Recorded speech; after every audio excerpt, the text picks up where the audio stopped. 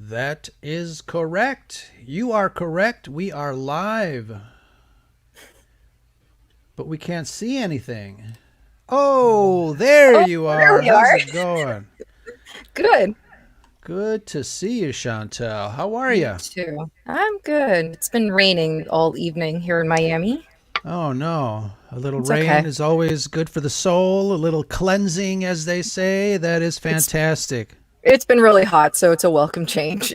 Oh, good. Yeah. I can't stand hot. I'm a little goofy with my hair, and every time we go on vacation, it's like that's the thing that I hate. I don't know. Call me nuts. Call me No, you're not. crazy. Born and raised here, and But I'm still not used to the humidity and the heat. So, yeah.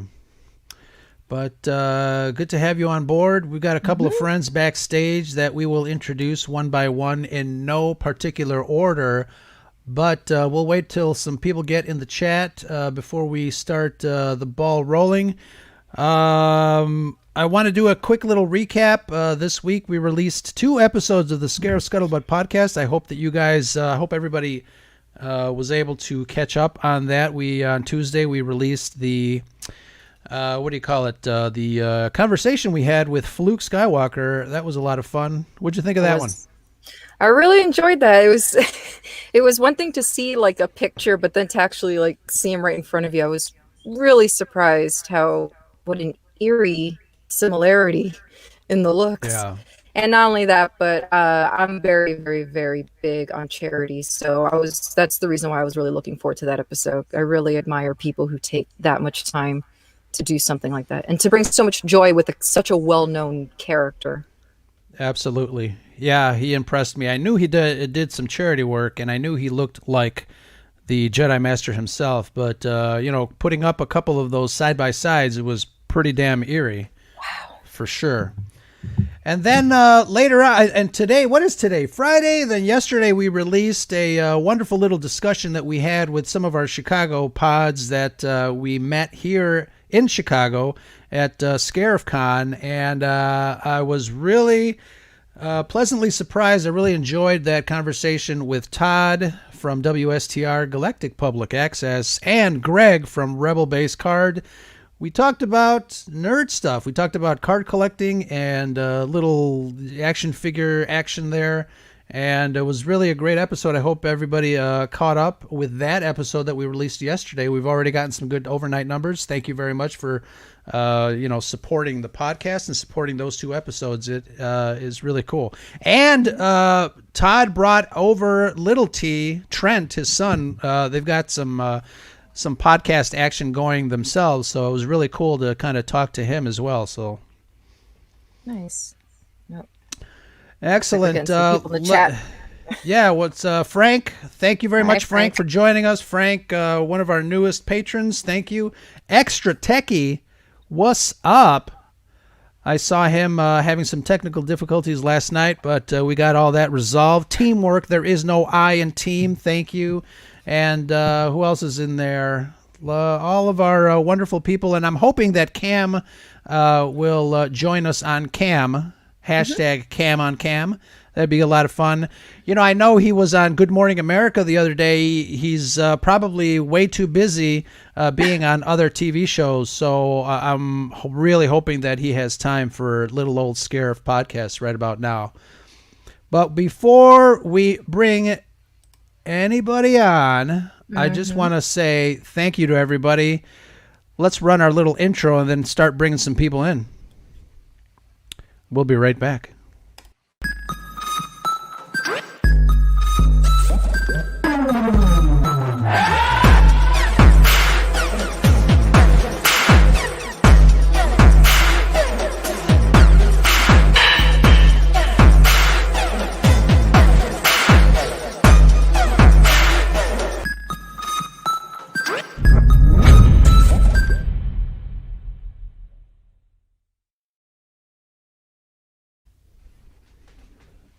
You don't understand the power of the podcast. Thank you very much, everybody, for joining us on the Scarif podcast.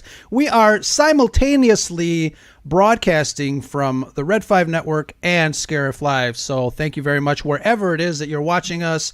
Thank you for tuning in. Thank you guys for being in the chat. We appreciate you. So we got a couple of people in the back room here that we'd love to bring out, but we're going to talk a little Star Wars today. And today was the second episode of The Bad Batch, which I'm sure everybody saw. And I'm hoping you do, because we are going to definitely talk spoilers and ideas and concepts, and let's see what happens. But I want to bring on one of our wonderful patrons on the Scarab Scuttlebutt podcast from south. Well, I was going to say south of the border. She's close. She's kind of where you are. Definitely south.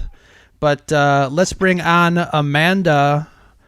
Hey there, guys. AKA Jedi Caligula 89. What's up, Amanda? How Hi, you doing? Amanda. Pretty good. Been pumped Excellent. for Bad Batch, so I'm so excited Yeah. to talk about it. So Excellent. We've got some ideas. We got some thoughts. We're looking forward to this little chat tonight. And let's see who else is in the back. We've got another Red Fiver, a couple of Red Fivers. Actually, let's bring in Charles and Pat from the Conversations podcast.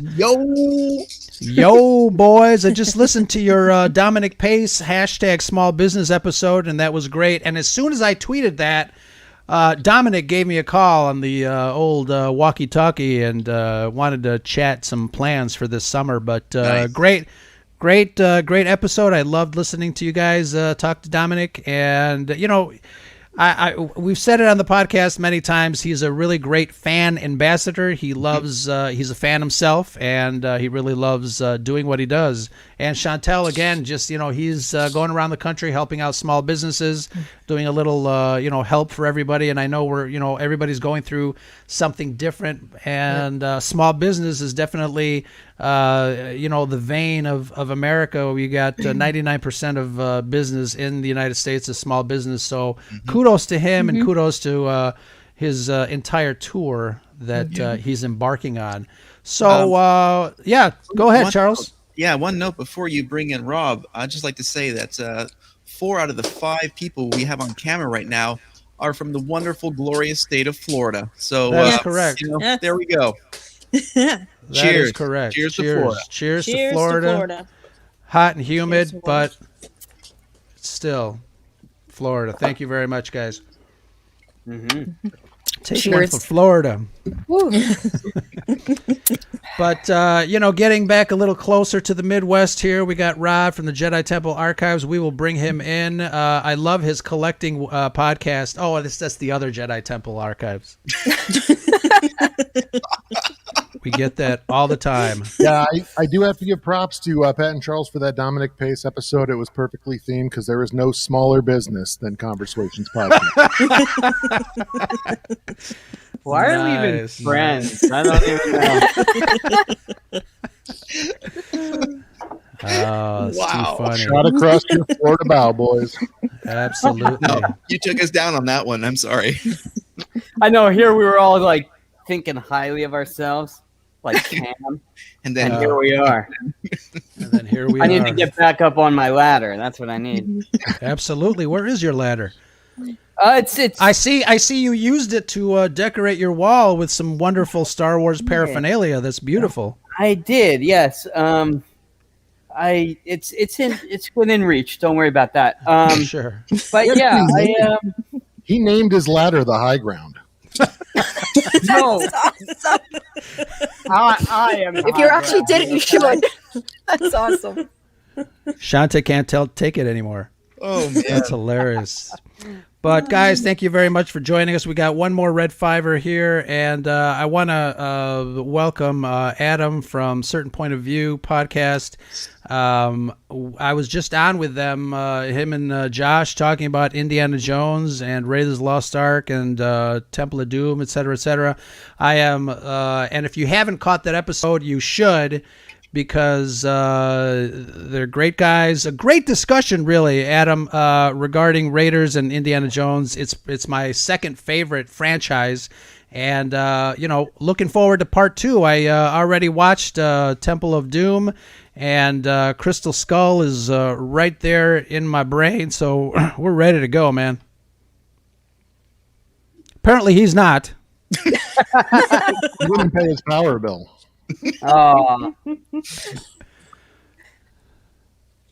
There you go. Little adjustments never hurt. Thank you very much, Adam, for miming with us. How's There that? you go. There you go. Perfect. This is the problem with having two different setups for recording and. Right. But yeah, I saw you the day after. I think you were watching Last Crusade or something, if I'm Yeah. not mistaken. So it got you in the mood. Absolutely, yeah. And then, I mean, as soon as you mentioned that, I'm like, I'm in. I love talking about that. Yeah. And I loved that I gave you guys some tidbits, some behind the scenes crossover Yeah, Star some Wars great- elements. Josh had to go back to kind of take a look at some of those items that I pointed out. So that's always a lot of fun. Yeah, that episode was just a ton of fun, and thank you for joining because you carried a lot of those little tidbits, and that made it so much fun. Learning about the little Star Wars, not just crossover with actors, but the little Easter eggs you can find and all that stuff. Yeah. It made it a lot more fun. As my wife says, my brain is full of useless shit. So more to you. My wife just says my brain's full of shit. I don't. There you go. Same thing. Same thing. Yeah, we get the sentiment.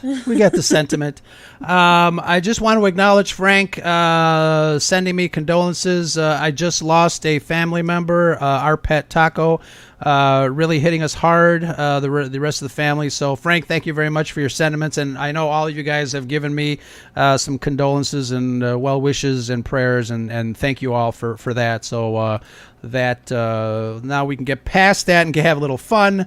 Yeah, I mean, what do you guys, I've got the Bad Batch logo in the background here, and I know we're going to talk some nerd stuff with that, but Bad Batch seems to be hitting on all cylinders as far as I'm concerned. I know some people are hit or miss, but let's go right into it, man. Let's dive into it. And people in the chat, please, if you guys have any comments or questions or anything that you guys want us to touch on, please feel free. I'll go ahead and put it up on screen, and then we can talk about it. But let's go around the table, man. Shanti, what'd you think of the first episode and the second episode that just dropped today? And by the way, spoilers for anybody in the chat or anybody watching who has not seen the second episode or the first one, whatever.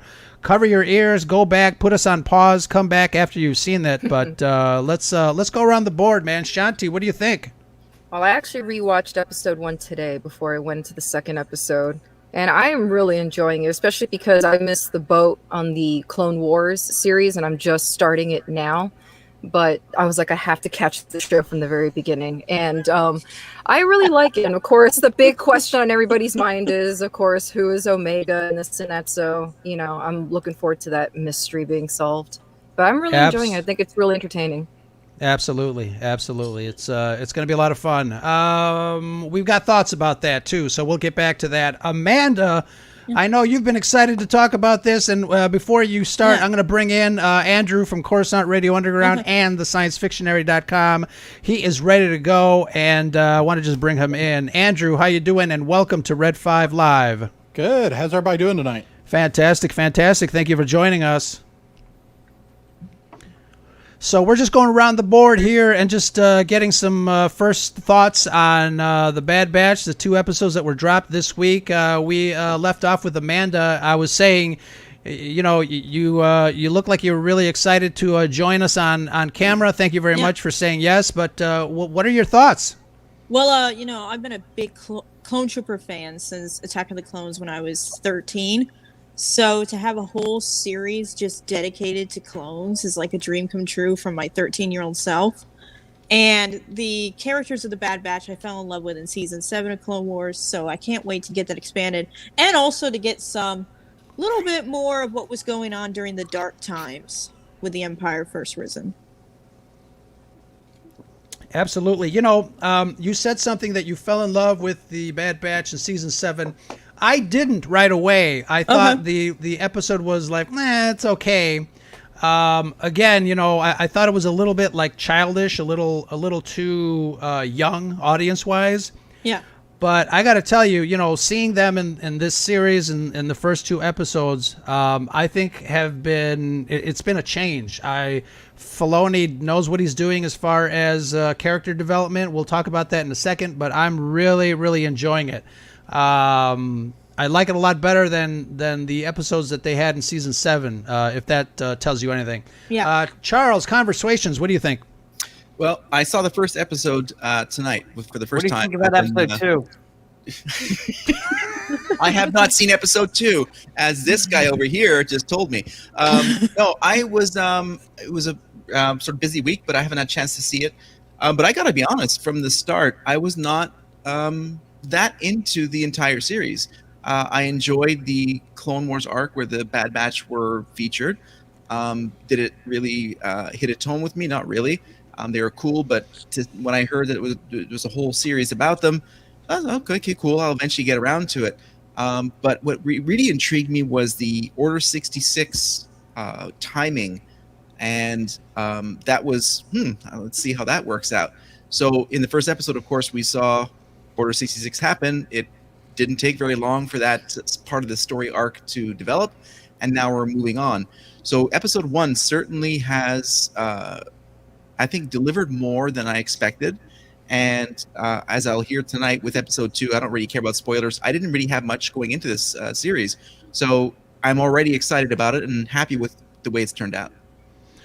Yeah, same here. I didn't know what to expect for a Bad Batch series. I'm pleasantly surprised. I'm liking a lot of things that are going on. Like I said, Filoni really kind of has this handle on making you care about characters. Obviously, when Ahsoka was introduced, everybody kind of hated her. She was a little whiny, but now she's a fan favorite. So I'm really looking forward to this. Padawan, what do you think?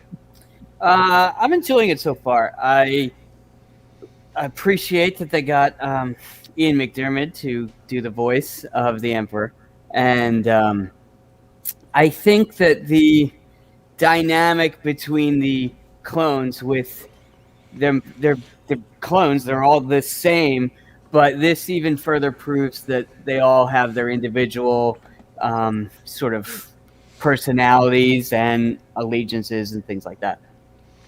Absolutely. They're we all started, obviously we knew what clones entailed. Each one was, following orders and looking the same, and the one looked, indistinguishable from the next, but I like the fact that they're getting into that individuality, and we saw a little bit of that in the Clone Wars as the series progressed. And we see the Cut character, who was a defector, which we'll get to in a minute, but very fascinating theme and very fascinating story arc for a show that's supposedly built out for kids. That conscientious objector mentality. He doesn't want to fight in the war. He just wants to be with raise a family, etc. And we get a lot more of that in episode 2. So that's really great. Let's head over to the other side of the aisle with Rob. And I know, Rob, you and I, we've been texting back and forth in a little chat. You're not too crazy about it. I know you like it a little bit, but you got some differing opinions. Look, I started in season 7 of the Clone Wars. I thought really the first 2/3 of season 7 was kind of a throwaway for me. There were a couple of little tidbits that they pulled into the Ahsoka arc from those first episodes, but I kind of felt like they were sort of treading water.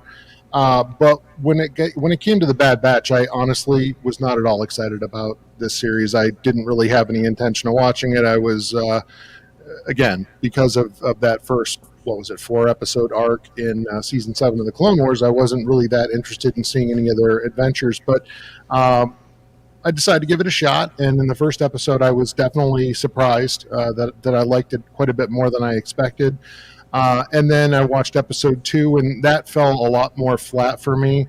I don't really have any use for a clone trooper that basically runs away from the war, so I mean it's why he was created, right? So for me, that episode fell a little more flat. The Omega character, I don't think, is really strong enough at this point to carry an episode like they tried to make her do. And, my 13-year-old son, we talk about these being made for kids. He was like, I'm so bored about halfway through the episode. I'm sitting there trying to tell him, hey, you got to hang in there. And for me, it's easy to sit there and say that I didn't like the episode, but I always have to kind of keep in mind that I have to wait and see how it plays out. If more things from this episode get pulled in later in the season, maybe themes or ideas that I did not catch the first time I watched it, I try to be a little bit forgiving for that. But for me, I think the overarching theme is that when these characters are put into a major story arc, I think it works. When they're put into these little side missions and these less consequential story arcs, I don't really think they're strong enough characters to hold the storyline, and it doesn't work as well for me. So that's just my take. Sure. Yeah. We'll mute your microphone for the rest of the show. Thank you very much. I'm shocked it hasn't happened. Why didn't we think of this years ago? I know. Exactly. Oh, I remember the Sheriff podcast, right? All viewpoints except for Rob's. Absolutely. But no, that's Pat and Charles couldn't care less. So. Adam, what did you think of the shows? The 2 episodes so far. I'm with Charles. I haven't watched the second one yet. The first one I liked. I really enjoyed the Order 66 stuff at the beginning. I think that was the most intriguing for me. The rest of it, I don't know. I liked it. Don't know that I loved it. I'll definitely be checking out episode 2, maybe later tonight, tomorrow morning, something like that. But I don't know. I'm definitely in the camp that I enjoy it. I like it. I don't know that I love it just yet. So yeah, and I think it's just the first week. It's really early. Right. Exactly. I think the characters are kind of starting to get fleshed out. I think I'm actually surprised at myself for liking these characters this early on, because I didn't at all during season 7. I was kind of like with Rob, like what is this? And I actually didn't like the season 7 Bad Batch story arc. I liked that less than the sisters story arc. I found some worth in the sisters story arc more so than the Bad Batch stuff. But that's what it is. But Andrew, what about you guys? I think everybody here has liked it okay. I mean, I was real skeptical. It sounds like a lot of people were kind of the same way I was. Like, I thought the characters were a little odd. They feel out of place to me, or at least they did. They still do a little bit, in that it's almost like introducing the X-Men into Star Wars. It's you're giving people superhuman abilities and introducing them in. And granted, we have the Jedi, but we have that explained. And I felt like it was almost a little bit more comic book than what we've done with the Clone Wars in the past. But I had no expectations at all. I didn't care anything about this series going into it. Sure. But I was surprised. It's way better than I expected. Yeah, and I don't know if I had any preconceived notions of what to expect. I think I went in not knowing what to expect, and this is probably one of the reasons I'm pleasantly surprised. I'm enjoying the story. I'm enjoying like the little mystery of Omega. So we'll see what happens. There's a lot of rumors online already. People are speculating who this Omega is or is going to end up. What are some of your favorite theories about that? Who wants to go? Captain Phasma. That's the one I saw today. Right. Yep, that's the popular one, it seems like. Yeah. I don't know if I agree with it. I've seen that, but I mean, don't we have a backstory for Phasma? There's a backstory for, So I don't know. Doesn't she grow up on that planet? I forget what that planet is, but doesn't she grow up on that planet? I think it's Bruce Jenner as a girl. Parth, yeah, something that's right. like that. Yeah. Is the timeline? Is the timeline right though for her age? If it is Phasma, she'd be like, I don't know, 37. That's probably about right. Yeah, it wouldn't, right. It wouldn't be too far off. Well, we don't know. I mean, if she's a clone, there may be dozens just like her. Sure, true. But I sense Pat has something to say though. Something to say. Yeah, maybe. How are you gonna make a clone of a dude and have it be female? that's a good point. I would assume that it's a clone of more than one from DNA from more than one person. That's What, dirty. Jurassic That's dirty. Park's in this place around here? What? Well, it's X-Men and Jurassic Park now. Yeah, that's That is right. not a- In the- Life will find a way. Yeah. Someone didn't Hey. clean the test tube, Pat. This is how the Star Wars Marvel Life finds a crossover way. universe happens. Yeah. It's the X1. You know, I commented on somebody's post regarding Phasma, and I'm thinking if it does turn out to be Phasma, or at least it goes in that direction, isn't it kind of anticlimactic? We know, Yes. Yeah, exactly. Phasma seems like she was such a waste in the sequel trilogy that, like, Yeah. for She'll this, actually, all this. she'll actually at the end of this series, she'll fall down a cliff, Yeah, Not so be dead. and that's But how not be that's how dead they that's how twice. they write her Spoiler off. alert. This series, yeah. yeah. So I'm Calling it hoping now. it doesn't go that route. Like I said, Phasma was such a wasted character in the sequel trilogy that if it turns out to be Phasma, it's like why even bother? Some of the other theories that I've heard before I go. Anybody else have any theories that they heard on Twitter? I saw one on Tumblr actually that's been going around because I'm on Tumblr. And it's that she is an early clone prototype of Palpatine. Sure. Interesting. So there's that one going around a lot that I saw on Tumblr. And there's one from Barry that I'll put up here. I think he might have. I think he might have something there. The other theory I heard is that somehow she is a clone of Obi-Wan Kenobi when Obi-Wan went to Kamino to visit and figure out what Sifo Dyas was doing. That somehow they snagged some DNA while he fell asleep. Or something. Yeah. They gave him like a cup of orange juice. And Right, the yeah, DNA from the glass. I don't know. All Blue these milk. theories He seem to left be it behind. overthinking That was his it, mistake. to me, honestly. I've got Say a again, bad Andrew. feeling about I that think most one. of these theories are just really overthinking it. I mean, Yeah. she's I can clearly agree. a clone Yeah. from Yeah. the original source. Yeah. And whatever else is going on, the real question is, why was she created? It really doesn't even matter. Yeah. I mean, because we already know who she is, regardless of the fact that they gender swapped the whole thing. The question is, why was she created? It's one of the cloners' kids had a science fair project due. Look, Dad. And But the cloner's like, this is the last time. Omega. But that is a very interesting thought, though. Why was she made? And does the Emperor know? exactly, I was going to say Yeah, that. Does the exactly. Emperor know? It doesn't seem right now at this point. It doesn't seem like the Emperor knows. And what if the Kaminoans created her to maybe overthrow the Emperor at a later date and come into power? But again, we don't know. We don't know any of this because nothing in the sequel trilogy, as we know it now, suggests that any of this had any impact, other than Rey being who she was, who she ended up being, Palpatine bumping uglies with somebody. I don't know. And it always hurts me to say that or even think it, but I don't know. But you see the Kaminoans who have elevated her position within that society as a med tech. So she's sort of separate from the rest of the clones.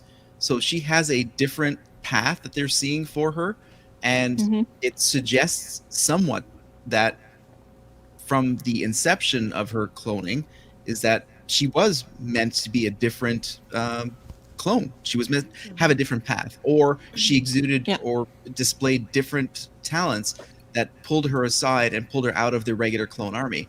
So she could just be a standalone character that has nothing to do with anybody else that we know currently, and will have her own arc and either end or exist in the background for us for the entire saga.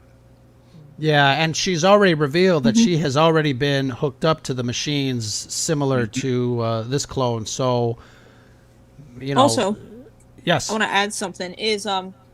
She also seems to know a lot of information about the clones because, spoiler for people who haven't seen episode 2, but she knows that clones have inhibitor chips in them. Chips, yeah.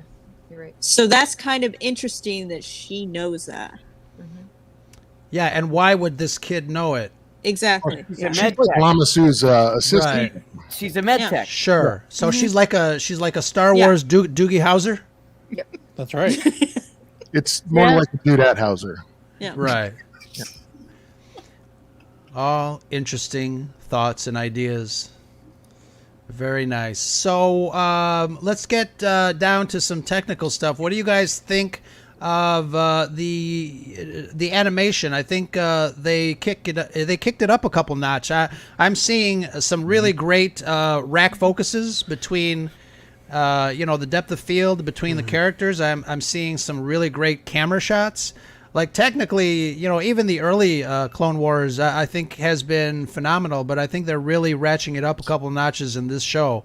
Anything stand out to you guys I technically? think some of those wide shots. There's the wide shot of of Kanan and Hunter across the chasm from each other. I think that was particularly beautiful. There was another one in the hangar towards the end of the episode. Yeah. It's just those bigger wide shots, just so detailed. So I that's where I noticed. And this the is shots a like step that, above. shots like that allow the story to kind of breathe a little, Yeah, and the audience yeah. to kind of catch up. And it's something that a lot of streaming shows are doing because they're not really constricted to time. The story doesn't have to be resolved in 28 minutes and 30 seconds. So they're giving that extra time, which I love because it gives you an opportunity to kind of take a look around the environments, take a look at some of the items that are on screen, and I love that. I'm glad that you guys picked it up, and it's really great. What about the music? I'm hearing a lot of hints of some of the original trilogy music that we Especially, know. yeah. Yeah. So, obviously, as fans, we already know that John Williams has infused so much narrative and so much storytelling in the music that he has written. So now I'm like listening. I'm almost watching it twice. Once, to absorb it, and then the second time just to kind of hear the music and see if there are any clues in the tracks for the music. So that's There really really cool. hasn't been anybody better than Connor at using the themes that John Williams put in place. Yeah. And I love the fact that first episode starts out with the Clone Wars logo and then it burns away and you can see Yeah. the Bad Batch. So That is cool. that's really That was cool. a nice touch. Yeah, definitely.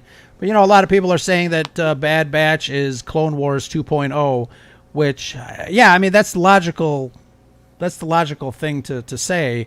But again, I'm really enjoying the show overall. Kevin Kiner, yes, doing a great job. Dale just commented that I would have to agree. Yeah. What else?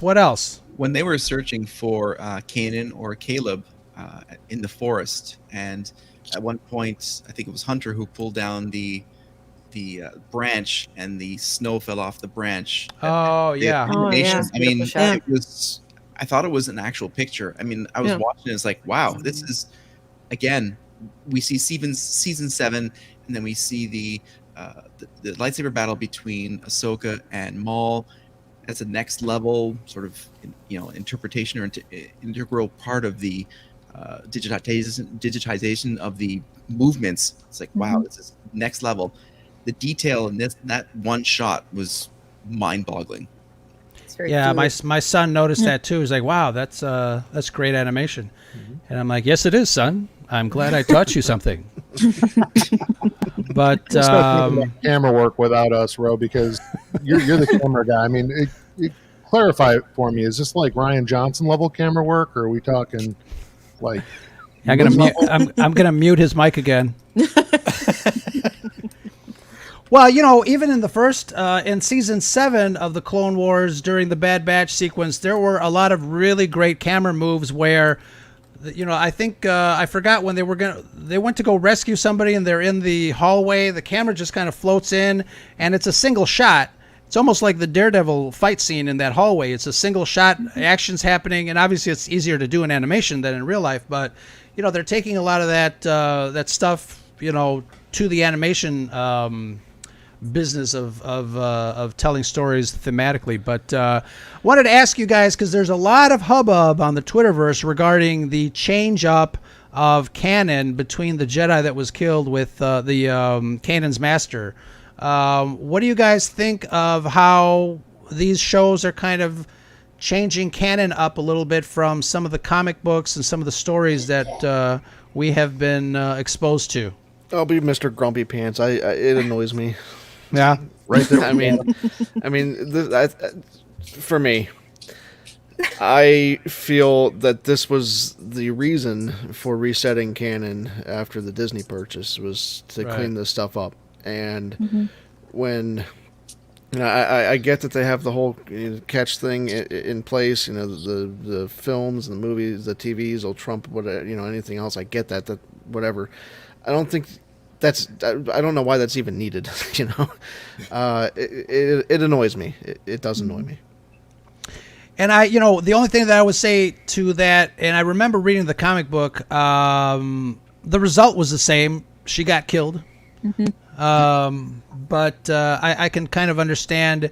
I think if they go beyond, slight adjustments and modifications, people will start to kind of revolt. But the Clone Wars thing, the Rex thing with the helmets, that didn't bother me as much. It's still in the back of my mind. This stuff happens again, and I'll tell you, if Omega does end up being Phasma, that'll annoy me a good bit. Yeah. It for me, it almost feels like I don't know why I would put effort into comics anymore than or novels. It's like just wait and see what plays out on screen, and that's going to be the canon anyway. So for me, it makes me less excited to jump into stuff like that. For fear that it'll be retconned later. Yeah. The only thing I'll say about that is I have more faith in what Dave Filoni writes than anybody writing Star Wars comic books right now. Sure. Yeah. Very much so. Yeah. I can definitely agree. It's tough with Star Wars. They have a story group. I mean, that is their sole. They don't do anything though, and they hate canon. That's just Andrew. I 1,000% agree with you. Anyone who's on my tableau. The number of times I have seen them jump down somebody's throat for talking about canon is ridiculous. Yeah. That's literally why your job exists. Right. It's again, if you want there to be meaning within a universe like this that exists outside of the real world, you have to have some boundaries, and there have to be some mechanics to how it works. Because that's what gives everything that happens within that universe meaning. And when they just go willy-nilly changing stuff up, I agree. There were some comments talking about lightsaber colors don't matter as much. I don't have a problem with that. It's just when they keep changing storylines around, and then they kind of shovel it off like, well, it could have happened, but slightly different than how it was described because this was someone's secondhand account. That to me is just, it's lazy. But the one thing, sorry, if this topic is still going, I can save my other comment till later. No, I want to get to the Dark Troopers at some point. Yes. Yes. Yep. All right, so let's talk about the Dark Troopers because let's see who's got that.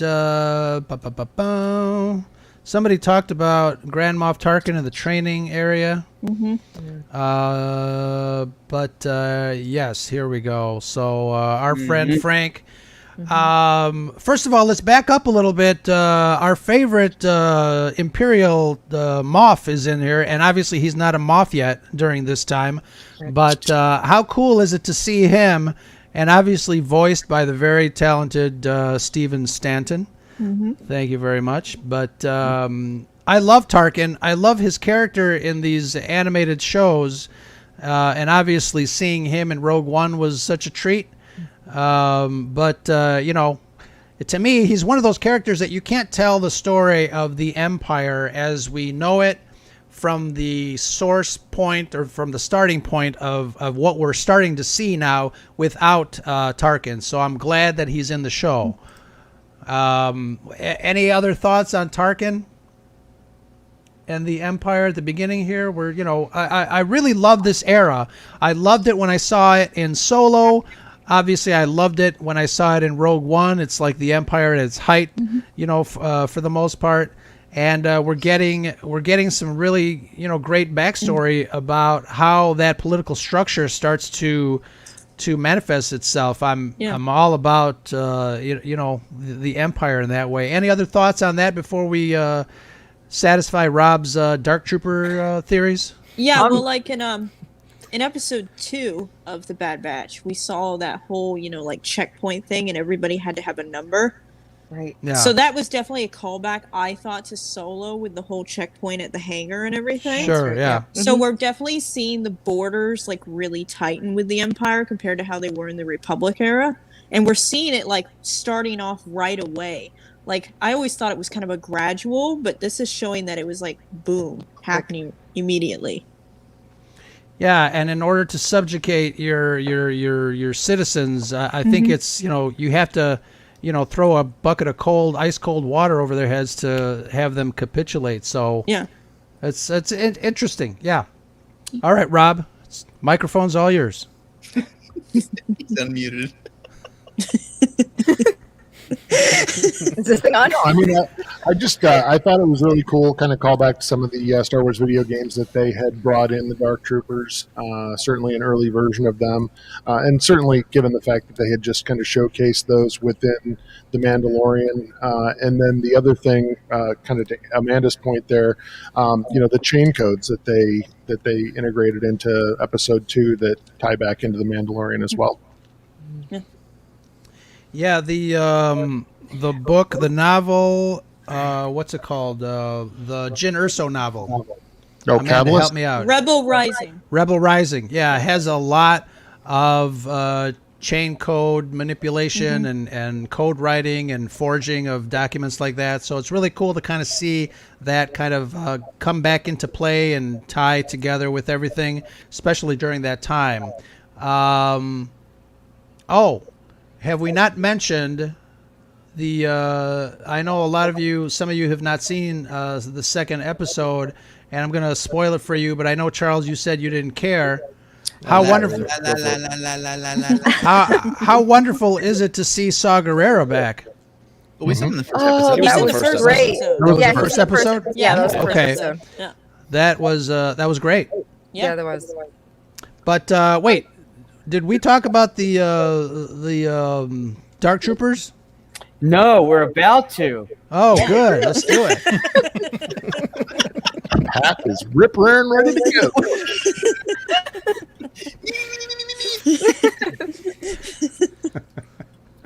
I remember Rob had seen the episode before I did, and he's like, "Just it was great. I loved it." That's a great imitation. Yeah. Wait, hold on. Yeah, it was good. Loved it. So good. And so I was like, all right, I'll watch it. And I watched, and it got to that point, and I was like, Rob, they're Dark Troopers. He's just like, yeah, I know, I watched it already. Wait. Yeah, I know, I watched it already. So,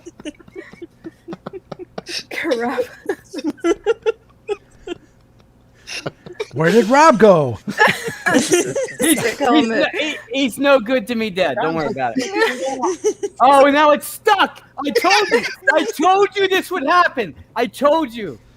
You just got to put some margarine in your head. He does.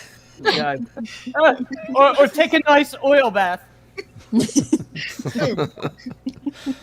Oh, wow. But you know what, though? These guys weren't dark. They didn't get their paint jobs yet. Yeah, right. They didn't settle on a color yet. Boba Fett's paint job. Yeah, they're still going through the swatches and see what they like best. Swatches. Oh my god. What do you say, Rob? 11. Are we talking about the Stranger Things trailer now? Yeah, I wondered if it was going to pick up on that, but no. Yeah. I want The other thing about the Dark Troopers was that just clearly was in Tarkin's persona, right? He thought he had something with these guys. He thought that they might have something special, but he's clearly got the opinion that, I'm going to test them a little bit further, go live fire on them. And if they get killed, they weren't up to snuff. And there's still an element of his persona that ties back to the Tarkin novel. Oh, okay. Forged in fire kind of just ruthless persona that I love that they keep carrying through. Did you? I'll mention this because I mentioned it one time. There's a comic book where Tarkin takes his shirt off. Remember, Shanti? I showed. Yes. Why did you remind me? It's like, why is Tarkin taking his shirt off? Yep. That was one of the comic Who books. requested that? I think Now I got to drink. The question I didn't asked, ask. why not? Why not? Right. Yeah. So look for that wonderful tidbit. No, don't. No, don't. So what are you guys expecting for the next episode? Where are they going? Oh, let's get back to a little bit more in depth of this second episode.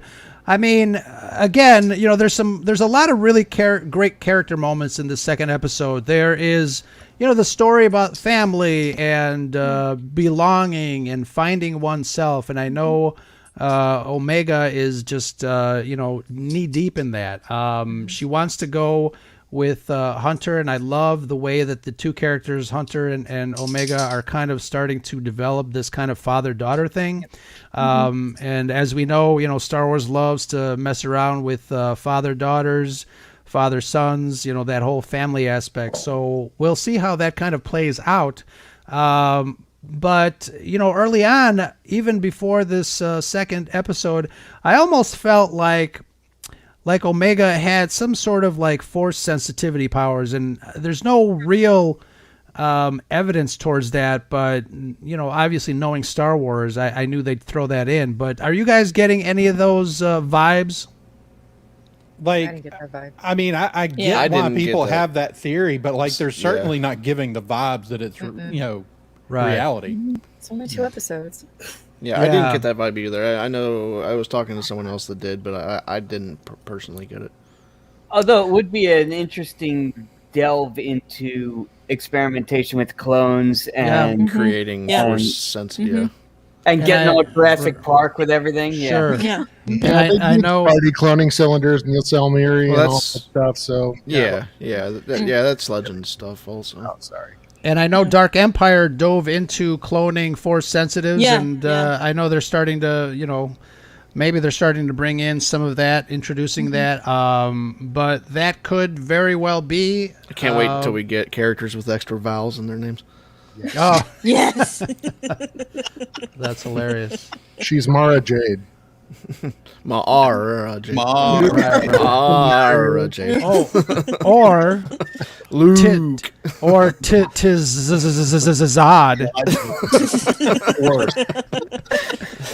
It's a little jab at our friend Todd Hoffman from WSTR.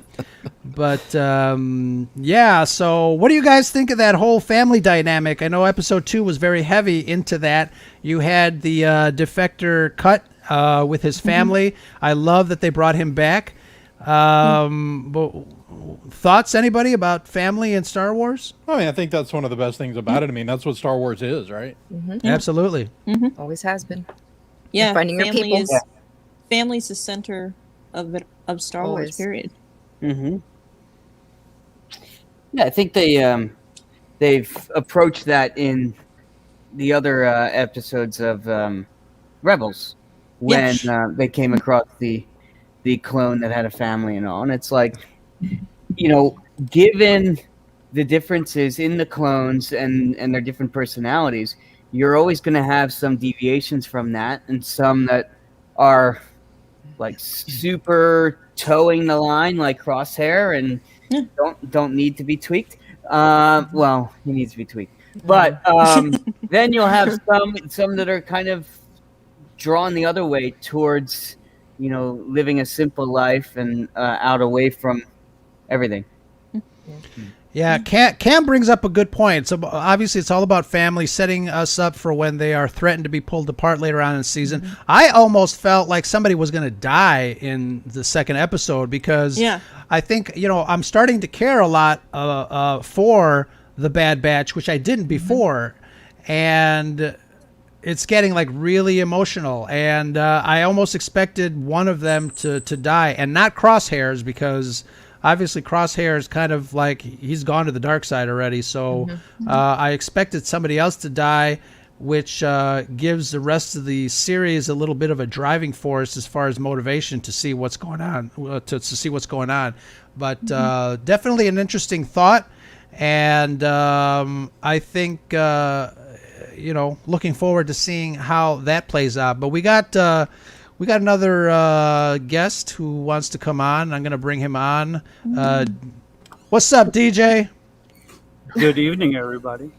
Good evening. Thank you for joining us on tonight's Full House Red5 Live. I almost said Roundup. We stopped doing Roundup a while ago, but absolutely. Too much, yeah, it's a lot. So, Charlie, tell me, what are your thoughts going into? Have you seen the both episodes yet?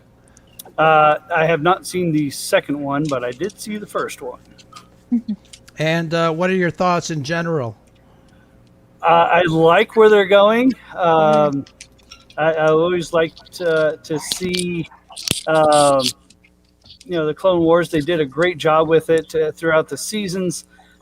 This one, it's started off okay. It was really good. It would not, I don't say not as good as the last season of Clone Wars, but it was still good. I like the journey I think they're going to put us on. I like the inclusion of some of the characters that we got to see. So yeah, it's a little late to the party as far as seeing the second one now, but I'm ready for it. Yeah, bring it on. Yeah, absolutely. Where do you guys see the next week's episode going? And then where do you see overall this show ending up?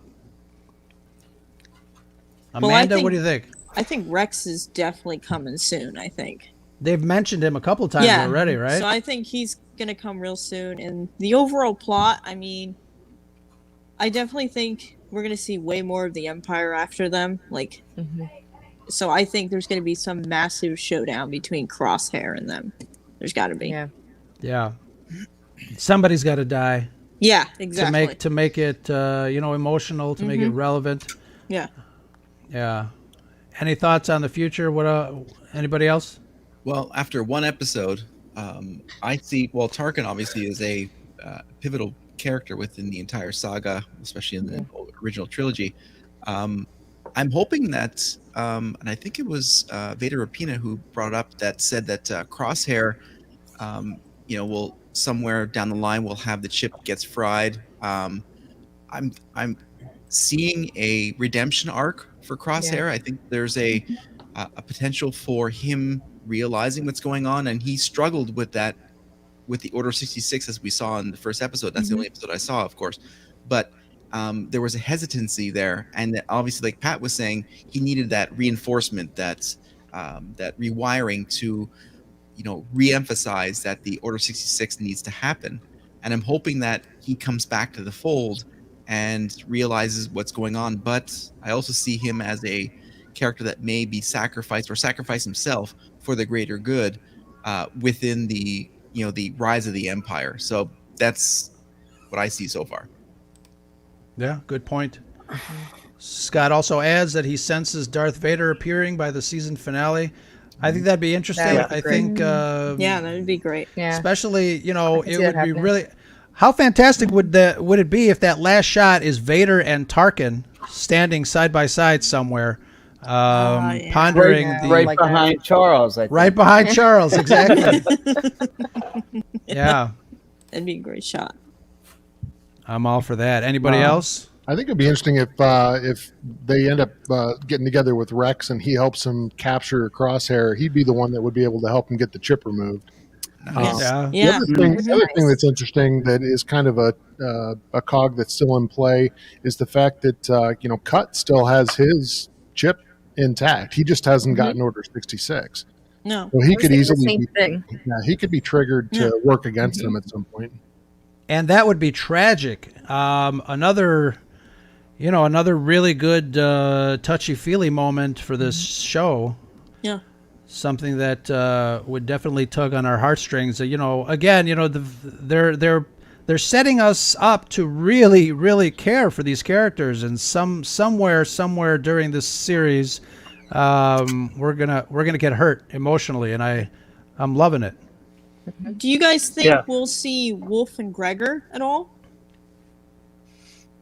Because we do know they have their chips removed. Rebels, yeah. Yeah, So they could make an appearance. I feel I would- like I those would think dudes. so.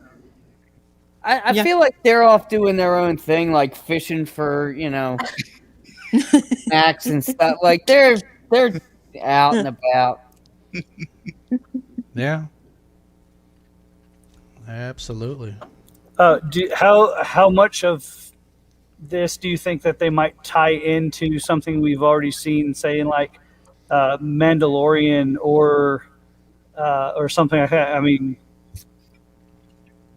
man, it's with the whole Baby Yoda craze. Do you think we'll get to see like a little Grogu in here, or do they think that we're just going to keep that separate? They're kind of connecting the lines a la Marvel, where every show kind of bridges the gap to something else.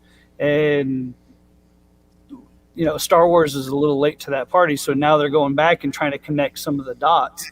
Do you think that we're going to see a lot more of that, or is this just going to be just hey, we're getting this story and we're going to be done with it? No, I mean, I think Omega is what's going to bridge the gap with some of the other stuff that's been going on.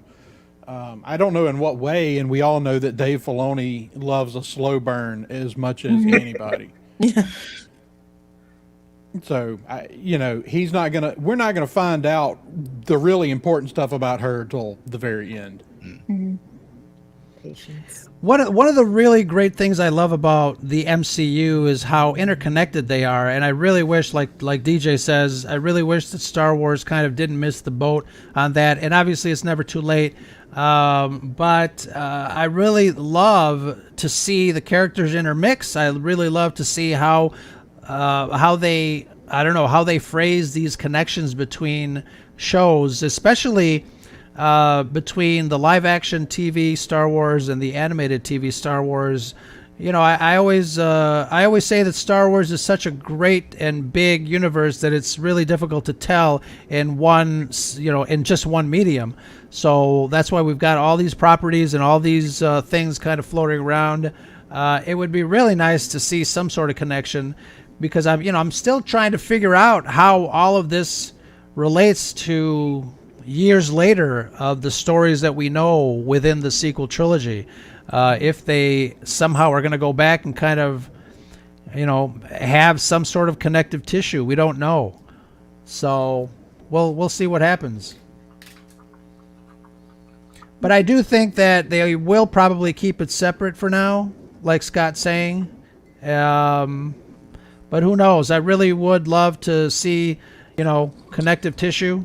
Dave Filoni, though, you're right. I think if anybody's going to be able to do it, it's going to be Dave.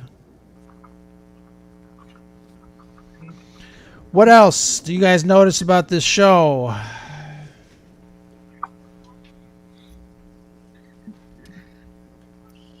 Well, I'll say that Dave Filoni again has given a story that I wasn't really that interested in, has given a life to it, and then already within one episode, I'm looking forward to the next episode. So credit to him. He's done an amazing job again of taking characters that I didn't think I was going to love or enjoy and want to find out more about, and give them a backstory that really makes them interesting. Yeah. He's the master at that. The other comment that got made in episode 2, when Cut was talking to the clones about the fact that they were going to need to just kind of pick up a trade and assimilate into the populace. I just hope they don't open a daycare. Kids. Awkward. Mm-hmm. I want to go back and give some credit to Pete Williams. I guess one of our followers, when I mentioned that they took a sample of Obi-Wan's DNA when he was in on Kamino in Attack of the Clones, and he says she's a clone, but from Obi-Wan. So that's where I got that concept from. Thank you very much, Pete, for chiming in on that one. But yeah, it's definitely an interesting concept. And while looking for that post, I see a picture of Pat and Charles on a ladder. So, there's that. Only one of us is on a ladder. Only the one that needed to be on the ladder was on the ladder. That's true. That's true. It's true. Awesome. So, And overall, fan was there. I think overall we're all kind of looking forward to the rest of the story here. Am I correct to assume that? Yeah. Yeah. And yeah, I don't know what else there is left to say other than guys in the chat, thank you very much. If you're catching this on the replay, we love to hear what everybody is thinking about this show and anything else nerdy, not just Star Wars. Give the Scare of Scuttlebutt hotline a call at 773-234-8659 and let us know what you're thinking, and we will talk about that. Any other final thoughts before we cut the cord here and say goodbye? What do you guys think? All right. Must be. I feel like I'm in class. Yeah. I was on another podcast before this one, so I was a little late to the party. But we were talking about clones in that one as well, just not Clone Wars. We were talking about the other possibilities of what could have been in the tubes in the Mandalorian, other than Snoke. If it wasn't Snoke, who was it? So, right. Snoke in a jar. Yeah, a Snokesicle. Did Rob just say Darth Jar Jar? Darth Jar Jar, yeah. Snoke in a jar. Snoke on a stick. Could have been. So, but yeah, it's Clones definitely is going around. Glad everyone is enjoying it. Definitely looking forward to how it ends. Frank. I got you, Frank. Frank. But yeah. My final thought is this is for Charles. Tell me what you want. What you really, really, really want. Cam gave us that advice. If we ran out of stuff to say, that's when we were supposed to fire up. So nice job, Adam. Yeah. I want to get Cam's input because he's clearly best friends with Dave Filoni. He's more famous than any of us. Right. Yeah. And that's why he's not here. I thought maybe he'd have a little time for the Scare Scuttlebutt We're the little podcast. people now. He's too good. He's too good. Yeah. He signed an mastered NDA. Oh, maybe we can get Pete Fletcher on here next time instead of Cam. Thanks, Cam. Tell him I'm here, and he'll come running. All right. Running away. And Now, Cam I is the just master wanna of know- clones, so How did he break Dave out of your basement, Rob? I'm not allowed to talk about that. Needless to say, as with all Imperial facilities, there are some security issues. Okay. Matt I'm sure they're Lanker, being once dealt again. with. I had one of those systems from The Mandalorian where you had to do a facial scan, but it didn't have to be a specific face. It could just be Right. Okay. Just anybody. We just Got put it. up the location of the Yeah. of the You good have eyes and a mouth. You have a face. You must be Imperial. You're good to go. You may proceed. Answer this captcha. How many crosswalks? I also have no handrails in my basement, so And then C-3PO's like, but I am a robot. Okay. The worst. Excellent. Making So sure you're not bought. let's do a final goodbye and go around the room and see what is going on with with everybody.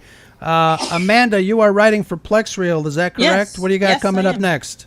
I was actually taking some time off due to some family medical emergencies. Sure. So I'll be starting up next week. So looking forward to that.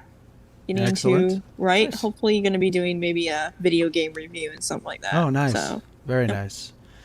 Awesome. Congratulations, and make sure to check out all the articles on PlexReel, especially the ones Amanda contributes Yes. to. Really great stuff. Thank you. And what about the Conversations boys? What are you guys up to? Well, him and I over here just finished. Wait, hold on. Yeah, I was gonna say. Okay, There you go. now There do we go. it. Now you can Yeah. point that way. I was just pointing at himself. No. Uh-oh. Cut. Gosh, you. We just released our episode today with Dominic Pace, and we talk about small business and his tour and how he's supporting local businesses and also his charities, and just a great talk about what he is and who he is as a person. It was a great show, and it was a fantastic talk. We had a bunch of laughs, so check it out. And that's what we're doing right now in Conversations. Excellent. Yeah, I heard it this morning, and really loved it. And then Dominic called me for some reason. Shut it down. Take down the Take it episode. down. Yeah.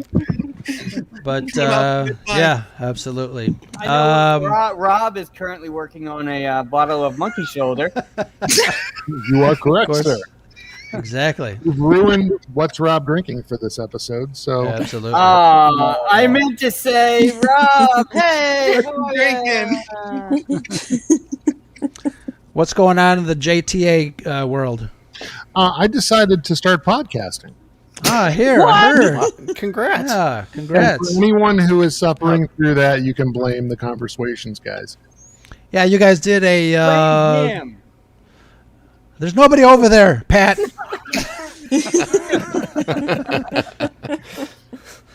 Who's like working on the monkey shoulder? Just like a Brady Bunch thing. Like a scarecrow. Yeah. Except not coordinated. The Red 5 Bunch. Wow.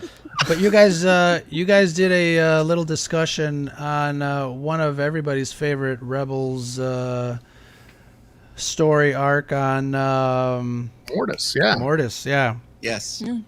I love when people talk Mortis because it's so mysterious and interesting to me. I know when we did that one on the Scarab Pod with Trevor Beast, he was not impressed, but.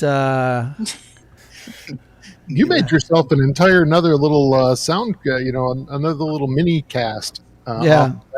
That was during totally the a side, break, like a side discussion that I kind of extracted. But I mean, that it demonstrates perfectly what the Mortis arc is. You start talking about one thing, and all of a sudden you get completely distracted, and then goes in another direction. But that's fantastic. Adam, one half of the Certain Point of View podcast. What are you guys up to?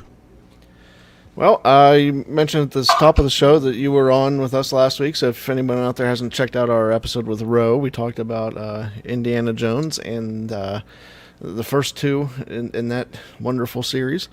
So Ro joined us for that one.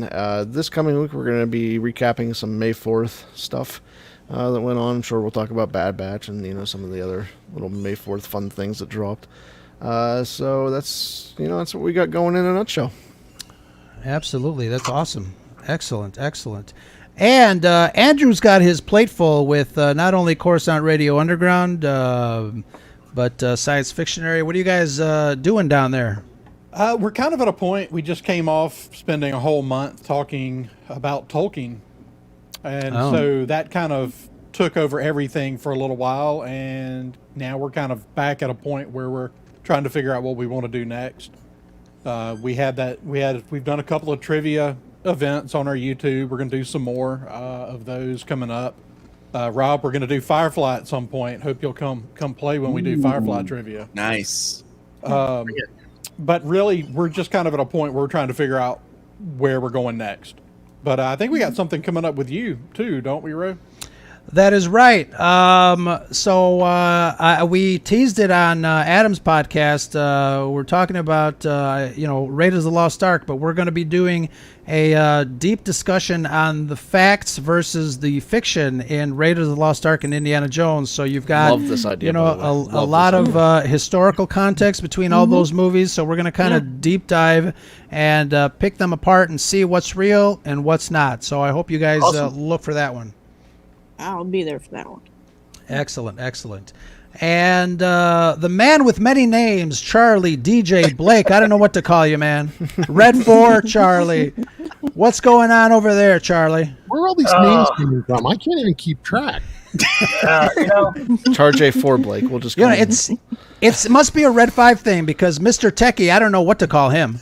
He's flavor of the week. I take rebranding a little seriously, so but no, with Rogue One Radio, we have our continuation of the Skywalker saga. This week coming up, we're going to be going over The Force Awakens. We've already done the prequels and the original trilogy. Other than that, we're still doing the Into the Wardrobe series on Star Wars and Beyond. Nice. With Nicole, and we're up to Voyage of the Dawn Treader. And then I am also assembling this hunk of armor behind me, which is my new TK armor. Nice. So it's a slow process, but it's slowly coming together. It looks like a stormtrooper passed out on the couch back there.